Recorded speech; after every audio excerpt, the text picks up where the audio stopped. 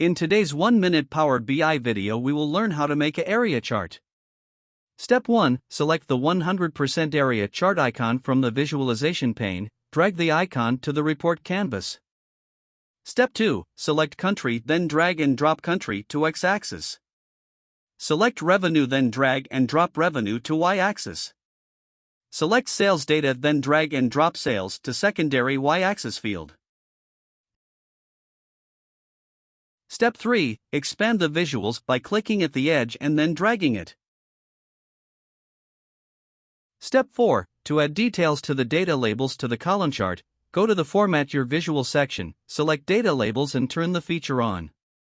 Click on Values and then increase the font size, make the text bold, change the color to black.